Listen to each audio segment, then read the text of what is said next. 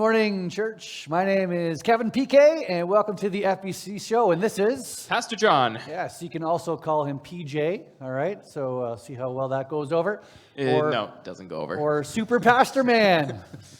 All right, but he doesn't wear the cape, so it's all good. Anyways, welcome to the FBC show. We're glad that you are here today. We hope this will encourage you and equip you a little bit this morning and put a smile on your face as well. And so we're going to start off with the segment called Happy Crappy. It'll also be known as Good News, Bad News. What's going on? How's God working to move in? Just some exciting things maybe you want to share. So I'll start. My happy from yesterday, anyways, was this. I got to enjoy my snowmobile, got to be able to go out a ride, just enjoy God's creation, being out all by myself, not facing all the cries of my children during the day there. So that was kind of nice, a little bit of break. My wife graciously let me go. So that was my happy. And my crappy was from this morning. I drove all the way here. I unpacked everything, got inside the church, and then remembered, hey, today's a communion Sunday. And I forgot my stuff. I had to go back and get it. So thankfully, though, I brought extras. I'm not the only one who forgot. So it's good news, good stuff. All right, John, you're happy crappy. I think I got to jump on that for a moment. Actually, after the FBC show, you're going to have 5 minutes to go grab your communion before the service starts. So Pastor Kevin has just reminded you, got to go do that. That's right. But yeah, my happy and crappy. Happy first. Yes. I had a credit card that I haven't used since we got married, and so I finally was like, I'm just going to get rid of this thing. And so I called it in. And they're like, oh, you have X number of points. Do you want to get cash back on that? I'm like, what? Oh, cool. So anyways, got some money there, and it was unexpected. And in our house, Found money. Found money. Yeah, and in our house, our electronics are all kind of reaching the point where, they're ready to die. It's a circle of life nowadays. Cheap electronics die. So we bought more cheap electronics. There you go. So, yeah, that's exciting. Crappy is just another bad part of life, which is normal, is I got in my car this morning and realized, oh, okay, I guess I need to scrape the whole inside of the windshield with a credit card, to fit the curve of the windshield. And so I'm sitting there scraping, and I think it was -20 this morning. It was chilly. It was chilly. I'm not sure what they have out in Alberta, but we have these new things called scrapers. So, you might want to consider that instead of a credit card. Just a thought. Yeah. I mean, I've never looked into it to see if there's a scraper that fits the curve of your windshield. I've always been a cheap person anyway, so I'm like, why would I pay money for something that I have as a cheap something in my wallet? There you go. Well, time to invest in something new, I Time guess. to invest. All right, well, our verse for the day discussion is found in Isaiah chapter 41. It's going to come up on the screen here. And this is just a great reminder that God is with us no matter where, no matter what. So here it goes. So do not fear, for I am with you. Do not be dismayed, for I am your God. I will strengthen you and help you. I will uphold you with my righteous right hand. And what a great reminder, right? We have nothing to fear about. God has us. He's in control, no matter how terrible things look in our world, and they don't look great. We're in the middle of a pandemic, but what a great reminder that we don't need to be dismayed or worried about that. God has us. And John, just thinking through that verse, when you hear this idea of not fearing and God with you and God strengthening you, what kind of comes to mind when you think about that? Well, I mean, for me, there's one very specific situation that comes to mind where it stands out because it was a really dark time in my life, and I remember it was a period of about 2 or 3 months where I was really, really crying out to God and wondering, God, why isn't anything happening? And when it reached the breaking point for me, it was like a pinprick point of light started in my heart and grew. And it's like my situation hadn't changed. It was still really dark, but it was like I just knew beyond the shadow of a doubt that God was sustaining me and God was actually working things out where I couldn't. And it was awesome because I was like, man, the situation is still really dark, but I'm not scared. Yeah. And I'm not afraid that God's not working with me anymore. He's still very present in here. Yeah.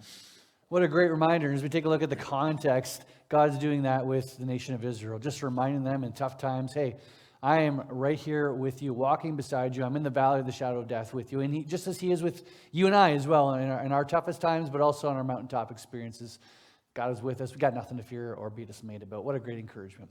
Well, our next segment, we're going to play a little bit of a game, and this is to test your Bible knowledge at home. And so we're playing this game called Biblical King or Prescription Drug. And so John and I are going to go back and forth here, trying to determine, hey, whatever is on the screen here, is this the name of a biblical king or is this the name of a prescription drug? Little key tip point here. If you're expecting a child in the near future, do not name your child after any of these kings or prescription drugs.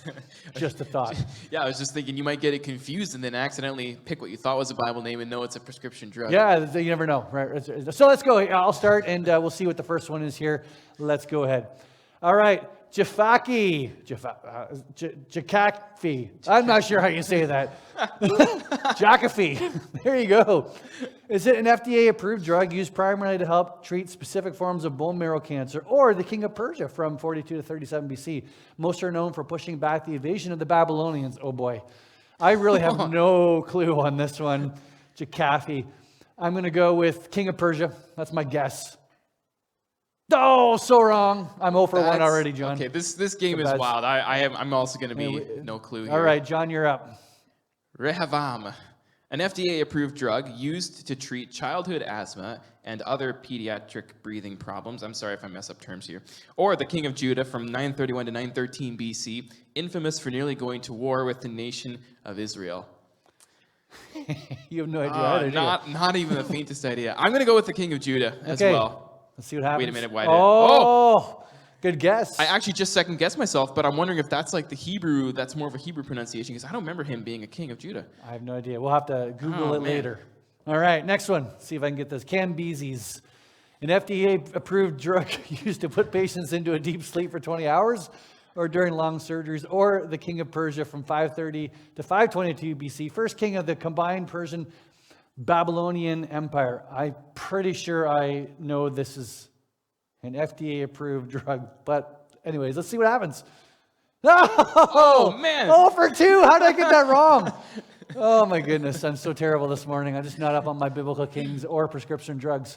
John. Rauval, an FDA-approved drug formerly used to treat schizophrenia, not approved in Canada. Okay, that's geez. key.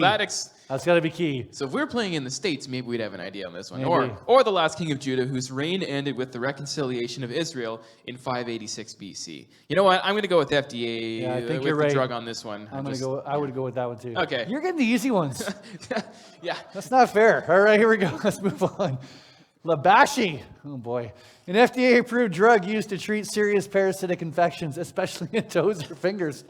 You would not want that. All right. Or the king of Babylon for just 9 months during 586 BC, assassinated and replaced by Nabonidus. Well, considering I'm 0 for 2, I'm going to go 0 for 3. I'm pretty sure here. King of Babylon. Yo! I got it right. Yes, I'm 1 for 3. All right, moving on. Calderol, an FDA-approved drug used to treat genetic vitamin D deficiencies in teenagers and adults. Or Emperor of Rome in 60 AD, infamous for his continued religious persecution of the church in Corinth. All right, give me a chance to catch up, John. You know get what? This wrong. You know, I'm sorry, but this is all out competition here. I'm going to go for the FDA-approved drug. That just doesn't sound like any kind of human name to me. Oh my goodness, 3 for 3. Yeah, that was an easy one. I'm sorry. Get all the easy ones. fair. All right, moving on. Here we go. Larium, an FDA-approved drug used as a vaccine against malaria, primarily used by foreign travelers to Africa. Or king of Babylon from 622 to 619 BC, first Babylonian king to begin hostilities toward Israel. I'm going to go with an FDA-approved drug.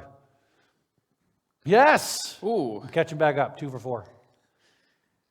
You have to get the next 2 wrong. Despia, an FDA-approved drug, a mild sedative for psychologically nervous patients, used especially before air travel. Or Emperor of Rome from 69 to 79 AD, and victor in the first Jewish-Roman war in Syria. Yeah. You know, of all these names, I think I actually recognize that name. I think that's the Emperor of Rome. I think you're right. I feel like there's another Yeah, see, another easy one. Yeah. This is a setup. All right. Parathar, an FDA-approved drug used to treat osteoporosis in calcium-deficient older adults. Or king of Persia from 950 to 922 BC, defeated soundly by King Solomon in skirmishes along the Euphrates River. I'm going to go with FDA-approved drug on that one, but I have no idea. Oh! There you go. Pacorum, an FDA-approved drug used to stress-related high blood pressure. Used to relieve, I would assume. I'm going to give you -2 points just because you can't read today. In diabetic adults. Or king of Persia from 50 to 38 BC attacked Syrian Jews, but defeated soon thereafter by Roman armies. Pakarum. Man. I'm going to go for the king of Persia on this one. I think you're wrong. Oh my goodness, 5 for 5. All right, well, all the pastor points to Pastor John, who got 5 for 5. I only got 3 of 5. How'd you do at home? You can let us know in the chat or on our Facebook pages. Thanks for playing, and hope you learned a little bit something about biblical kings or prescription drugs. God bless you. We'll see you shortly. Take care.